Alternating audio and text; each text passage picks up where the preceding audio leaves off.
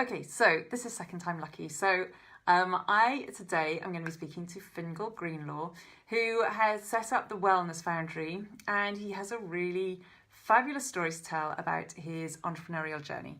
So I'm going to try and tag Fiongal here and see if I can bring him on.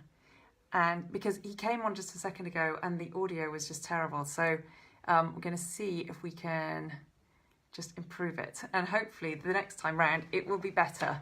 So let's see if we can bring him on and see who's able to join us. So bear with me 1 second. Hello Howard, thank you for joining. I can see someone else is joining. Let me just see if I can bring Fiongal on. Here we go. Hopefully the audio will be better this time. So hey, that's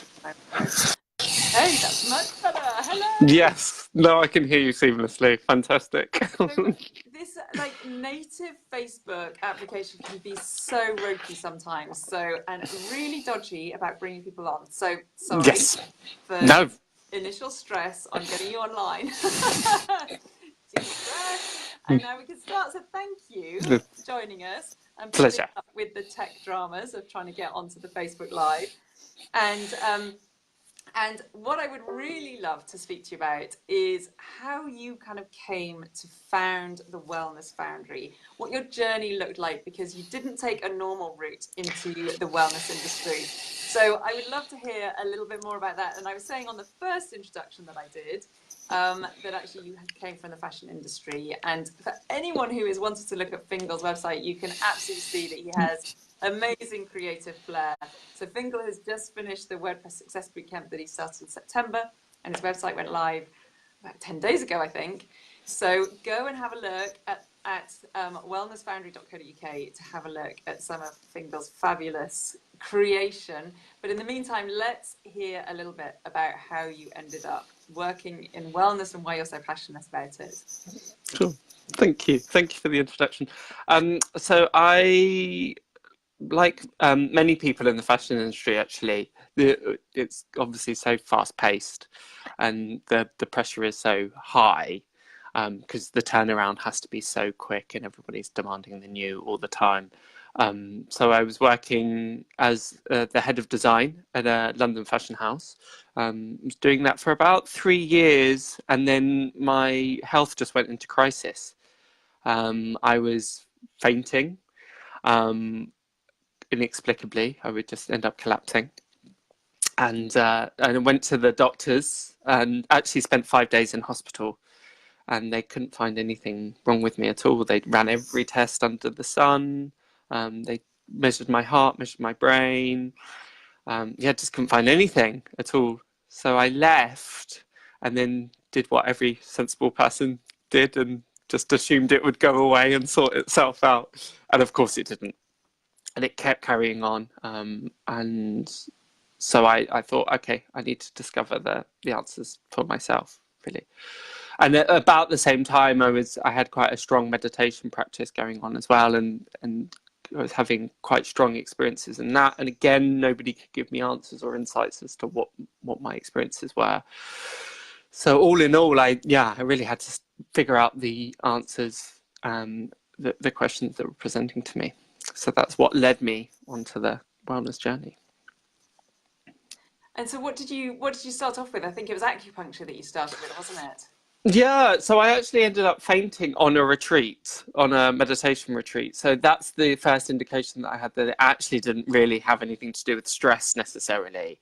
It was something deeper than that. Unfortunately, very fortunately, somebody on the retreat had suggested acupuncture because his girlfriend was an acupuncturist. So I went, and it was remarkable. Everything just seemed to shift almost straight away. It was the first time in a long time that I was explaining my symptoms and really feeling as though somebody was understanding what I was presenting, and they weren't just looking at me quizzically thinking, maybe you need to eat some more or something like that. And then it really, really got me interested in this idea of energy and physical problems being manifest from energetical problems. So they produce themselves on a very kind of energetic level, and then finally, when you're not listening to what it's trying to present, in my case, it was causing me to faint. So yes. It's amazing. And then, so you moved then from acupuncture to Reiki, is that right? That's right. Yeah. So again, wanting to explore this idea of energy. So I had a Reiki healing with who became my Reiki master, and it was just incredible. It was utterly incredible. It's always very, very difficult to explain Reiki to people. It's a bit like trying to explain what red is like to someone that's colorblind. It's kind of something you really have to experience firsthand to understand. But the results were so immediate, and I felt so good in myself so immediately that I thought, wow, there must be something in this. I really, really want to explore this some more. So yeah, then I went off to India to study yoga. So did a month in an ashram in yoga, and then found the wonderful. Well, I was actually on a Buddhist retreat, and I was reading some tarot cards on the Buddhist retreat. I didn't really know how they would feel about that, but a fellow retreatant came up to me and said, "Actually, if you're interested in the tarot, you should join Tiffany's course," which I know that you know Tiffany. She was the one that introduced us initially. She was, but so hang on, that happened in India. Someone mentioned Tiffany to you. No, that was in England. That would have been a little bit too, well, it was almost as spooky. But no, this was in a retreat in Suffolk, so just outside Cambridge. Yeah, I was on That's a where I Buddhist am. retreat. So someone has told me about that place in Suffolk and has said you absolutely must go because it's literally just around the corner from where I live. So tell Yes. me, sorry for everyone who's watching this, a little bit of controversial, but is it the one that's near Walsham Willows? I've Yes, forgotten that's what the it's one. called. Oh my Vidrasana. God, so that's right.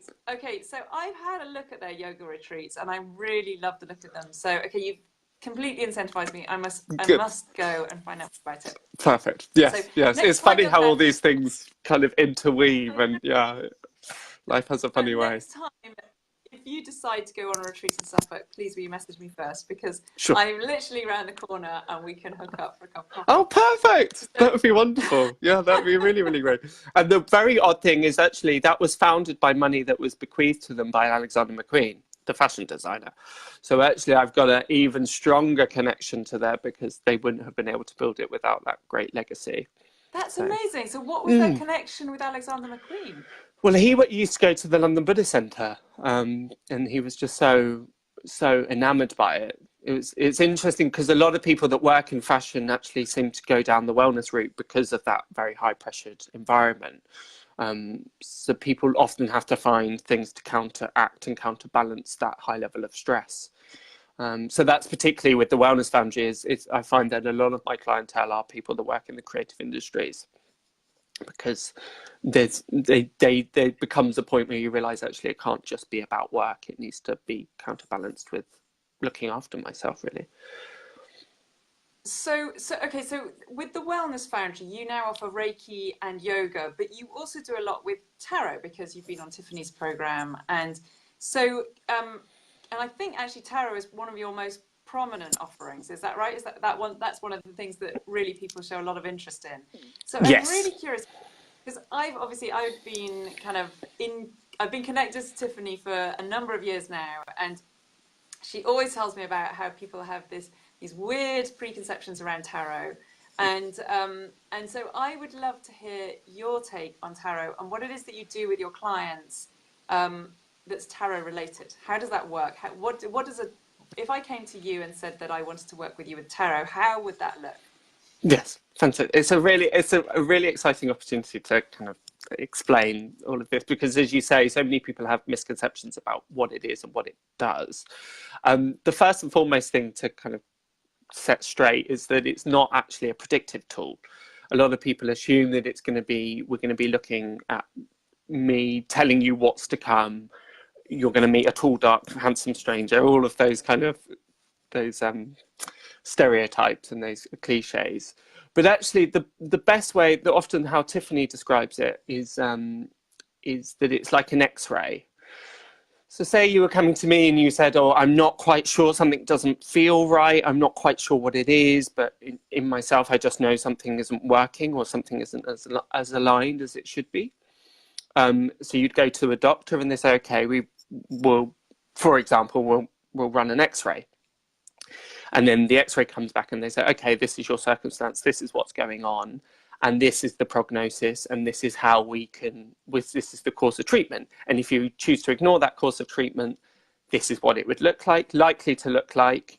And if you choose to do this and this and this with your symptoms, then this is the likely outcome. So it's a little similar to how tarot works. It's basically giving you an overview of your current situation and circumstance through the cards and through intuition. And then me presenting that back to you. It's almost the other way that it's described is a bit like holding up a mirror. Or one of my favorite ways is it's a bit like that friend that you go to and they tell you exactly how it is, even though you don't want to hear it at the time, but then you know that they've got your best interests at heart. It's a bit like that. So it's laying everything out in a very objective way, as opposed to it being a subjective reading of your circumstance. It's somebody else mirroring back what's going on for you, what influences are happening, what aspects you're missing, what areas of potential that you could be exploring.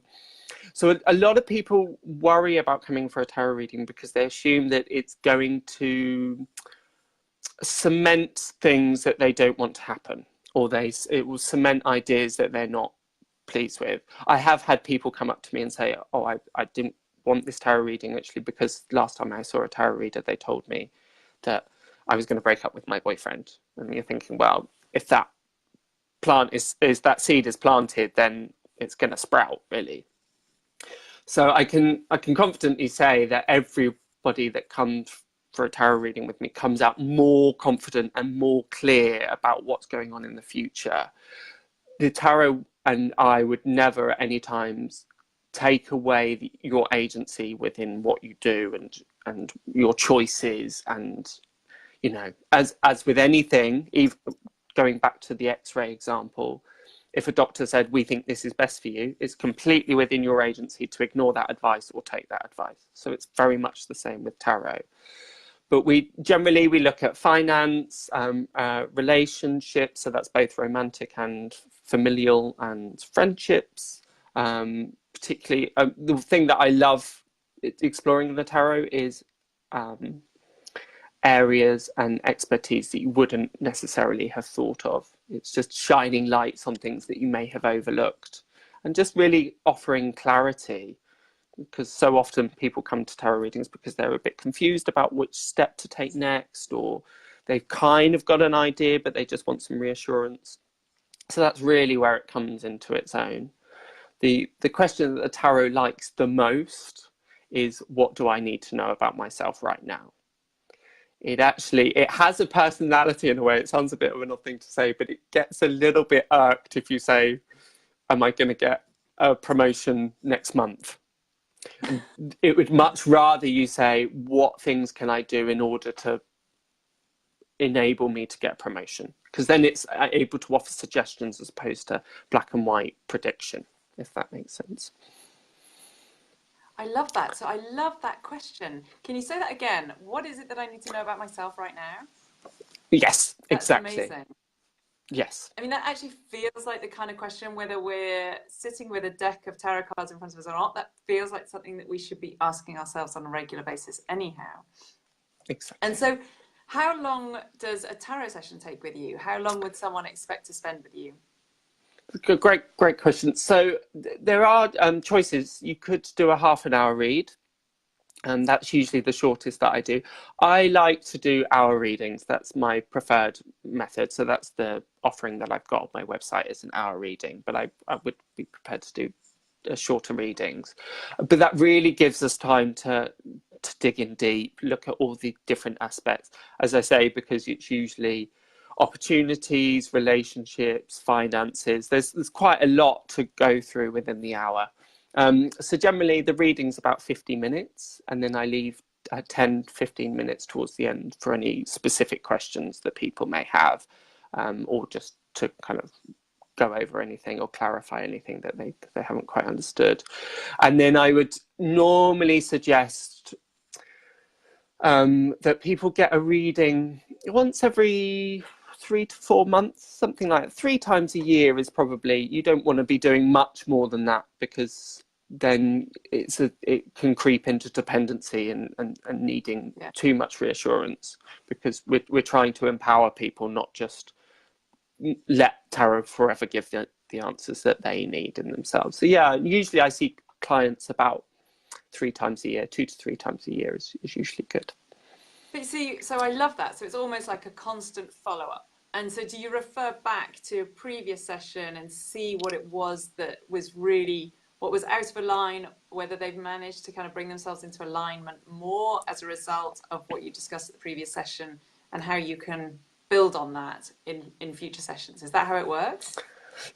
Yes and no. Yes and no. That's a great point. So generally, at the end of each reading, I'll give at least a 3 bullet point kind of strategy list. It's not what I call it, but I like to clarify it as 3 bullet points of, okay, these are the 3 things that have come up in our reading that you really would like. It's suggesting that you concentrate your energies and effort and focus on. So that's usually quite helpful, just have it kind of crystallized in those 3 bullet point things. It's a bit strange because the way that it works, it's slightly difficult to explain, so I'm going to try and do this in the most synopsisized version. Because I'm doing it all from intuition, and my job is actually to get my interpretation and my imprint from the reading out of the way. So I often don't remember, and I purposely don't want to remember the readings. Yeah.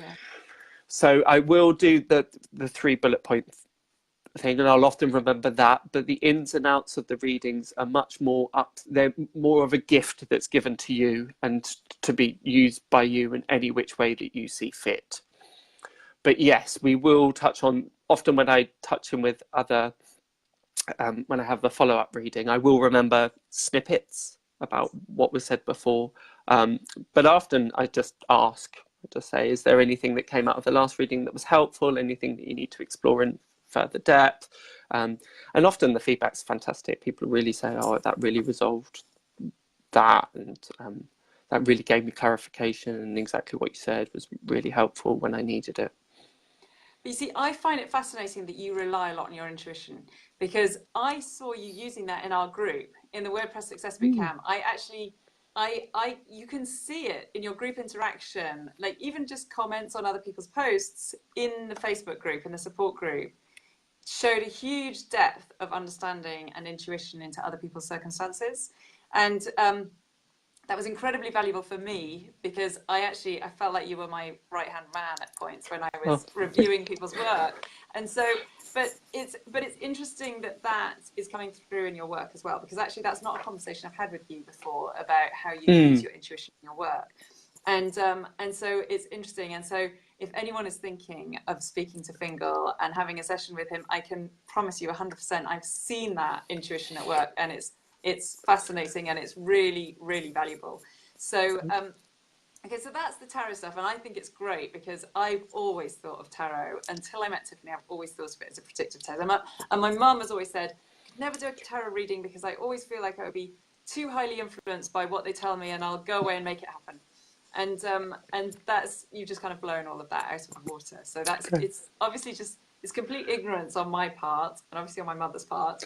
But I think a lot of people feel that way about. Well, I think also it's been misused for a long time. It has turned a bit into a party practice. You know, after a couple of glasses of wine, we'll pull out the tarot deck and kind of refer to the meanings book. So yeah, it has been, and that's been Tiffany's mission, and particularly what's inspired me is this idea that no, it needs to be realigned to what it was designed to be. As opposed to it's been slightly, so it's not necessarily ignorance. I think it's just that's what's seeped into the social consciousness, really. It's this idea that it's going to tell you exactly how things are going to pan out when it So do you ever, in terms of your offerings, so you offer tarot, Reiki, and yoga, do any of those things ever come together, or are they completely separate disciplines that you work with individually, or how, I mean, I'm sure they all sit together very, there's a lot of crossover with a lot of them, but do you ever offer anything that, can people take advantage of all of those disciplines at once with you? So I'm really smiling because there's a very exciting project coming up that I'm actually going to be combining yoga with tarot, which sounds a bit a bit of a PR spin, but actually I've been developing this yoga sequence that actually follows the sequence of the major arcana, which is the first 22 cards of the tarot deck. So actually figuring out the ways that they can combine and intertwine. I think that's really part of my mission, and actually part of my calling is to figure out how these things combine. So that's usually things that I do on retreats and workshops and events. I try to run, well, I am running events or workshops once a month at the least, and really figuring out ways that they can combine. So yes, I've been introducing yoga with Reiki, and as I say, going to be doing yoga with tarot. So really excited about kind of how that will interplay, and that's what's been so great about doing the website as well, is figuring, it's giving structure to that, and actually seeing in a visual sense how they will interplay as well. So yeah, that's been I great. love that.